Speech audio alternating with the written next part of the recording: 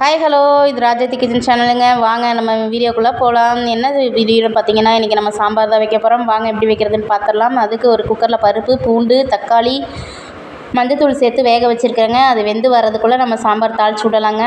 இப்போ பார்த்திங்கன்னா, ஒரு வானலில் கொஞ்சமாக எண்ணெய் ஊற்றி கடுகு, சீரகம் சேர்த்துக்கிறேங்க. 2 வரமிளகாய் போட்டுக்கலாம். 2 பச்சை மிளகாய் கீறி வச்சுருக்கேன், அதையும் சேர்த்துக்கலாம். ஒரு கைப்பிடி அளவுக்கு வெங்காயம் கட் பண்ணி வச்சுருக்கேன், அதையும் சேர்த்துக்கலாங்க. இது ஓரளவுக்கு வதங்கி வரட்டும். கொஞ்சமாக கருவேப்பிலை சேர்த்துக்கோங்க. இப்போ வதக்கும் போது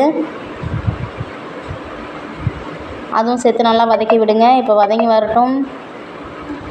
இப்போ நம்ம கட் பண்ணி வச்சுருக்க காய்கறி சேர்த்துக்கலாம். என்ன காய்கறி சேர்க்க போகிறோன்னு பார்த்தீங்கன்னா, முருங்கைக்காய், கத்திரிக்காய், உருளைக்கிழங்கு தான் நான் போட்டு சாம்பார் வைக்க போகிறேங்க. அதுதான் சேர்த்துக்கிறேன்.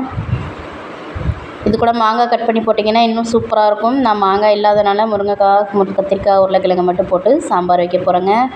இப்போ இதை நல்லா வதக்கிக்கோங்க. இது கூட நம்ம மசாலா தூள் சேர்த்துடலாம். ஒரு 1/4 ஸ்பூன் அளவுக்கு மஞ்சத்தூள் சேர்த்துக்கோங்க.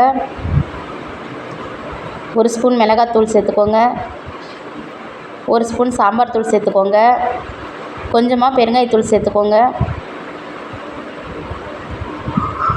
சேர்த்துட்டு நல்லா மிக்ஸ் பண்ணி விட்டுட்டு தேவையான அளவு தண்ணி ஊற்றிக்கிங்க. இப்போ காய் நல்லா வெந்து வரட்டும். கொஞ்சமாக அளவான உப்பு போட்டுக்கோங்க, தேவையான அளவு காய் வேகிறதுக்காக. இப்போ காய் வெந்து வரட்டுங்க. ஒரு சைடு நம்ம குக்கரில் பருப்பு போட்டிருந்தேன் இல்லைங்களா, அது வெந்து வந்துடுச்சு. வாங்க எப்படி இருக்குன்னு பார்ப்போம். இப்போ பாருங்கள், நல்லா கொலையாக வெந்து வந்துடுச்சுங்க. இந்த பூண்டு, தக்காளி எல்லாம் நம்ம மசிச்சு விட்டு போட்டால் தான் நல்லாயிருக்கும். இப்போ இது நல்லா மசிச்சு விட்டுக்கோங்க. இப்போ காய்கறி வெந்துடுச்சுங்க. இந்த பருப்பு எடுத்து நம்ம காய்கறி கூட சேர்த்துக்கலாங்க.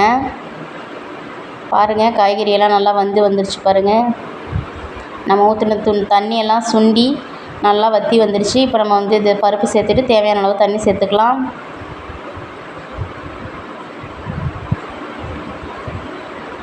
உங்களுக்கு கொஞ்சம் தண்ணியாக வேணும்னா இன்னும் கொஞ்சம் தண்ணி சேர்த்துக்கோங்க. நான் ஓரளவுக்கு திக்காக தான் வைப்பேன் சாம்பார். கெட்டியாக இருந்தால் தான் நல்லாயிருக்கும் சாம்பார், அதனால தான். இப்போ கொதி வந்துடுச்சு பாருங்கள். இந்த ஸ்டேஜில் நம்ம கொஞ்சமாக புளி சேர்த்துக்கலாங்க. ஒரு சின்ன நெல்லிக்காய் சைஸ்க்கு நான் புளி ஊற வச்சுருக்கேன். மாங்காய் சேர்த்திங்கன்னா நீங்கள் புளி சேர்க்க தேவையில்லை. நம்ம மாங்காய் சேர்க்காதனால புளி தண்ணி சேர்த்துக்கிறோம். கொஞ்சமாக புளி ஊற்றி நல்லா மிக்ஸ் பண்ணி விடுங்க. நீங்கள் ஃபஸ்ட் டைம் நம்ம சேனல் பார்க்குற மாதிரி இருந்துச்சுன்னா மறக்காமல் சப்ஸ்கிரைபர் பண்ணிவிட்டு பாருங்கள். பக்கத்துலேயே இருக்கிற பெல் சிம்பிளையும் டச் பண்ணிக்கோங்க. அப்போ தான் நாங்கள் போடுற வீடியோஸ் எல்லாம் உங்களுக்கு நோட்டிஃபிகேஷனாக வரும். எனக்கு கொஞ்சம் உப்பு கம்மியாக இருந்தது, நான் உப்பு சேர்த்துக்கிட்டேன். கொஞ்சமாக மல்லித்தழை தூவி இறக்கிடலாங்க. மீண்டும் ஒரு வீடியோவில் சந்திப்போம். நன்றி, வணக்கம்.